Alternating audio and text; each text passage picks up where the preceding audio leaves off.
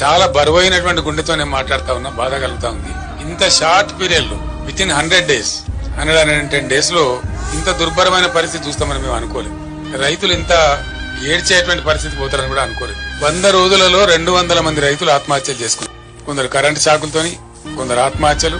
నేను కొద్దిగా బాధపడుకుంటూ మాట్లాడుతున్న ఆవేదనతో, ఎందుకంటే రైతులు మళ్ళా ఆత్మహత్య చేసుకునే దుస్థితి ఈ రాష్ట్రంలో వస్తుందని చెప్పి మేము కళ్ళ కూడా అనుకోలేదు. ఎందుకంటే చాలా వరకు పనులు మేము చేసి పెట్టినాం, పటిష్టంగా చేసి పెట్టినాం. మరి ఎందుకు సంభవిస్తున్నట్టు ఈ ఆత్మహత్యలు? ఈ లక్షల ఎకరాల్లో పంటలు ఎండిపోతున్నట్టు? దయచేసి జర్నలిస్ట్ మిత్రులతో నేను ప్రార్థిస్తా ఉన్నా, మీరు కూడా ఆలోచన చేయాలి. మీరు ప్రజల పక్షాన, ప్రజల కోసం ఉండేవాళ్ళు కాబట్టి నేను మీకు కూడా అప్పీల్ చేస్తా ఉన్నా, ఈ పరిస్థితి ఎందుకు వచ్చినట్టు మీరు కూడా పరిశీలన చేసి రాయండి. ప్రజల పక్షాన్ని నిలబడండి, రైతుల పక్షాన్ని నిలబడండి. ఇది రాష్ట్రం యొక్క మేలును కాంక్షించి. రాజకీయాలు ఎప్పుడు ఉంటుంటాయండి, రాజకీయాలు పెద్ద ఇష్యూ కాదు. రాజకీయం ఎన్నికలు అవుతాయి, గెలిచేటోడు గెలిచాడు, ఓడుతాడు, ఇలా కాకపోతే పుల్లయ్య కాకపోతే మళ్ళీ ఎవడో. అదే సాధారణంగా జరిగే విషయం, రొటీన్.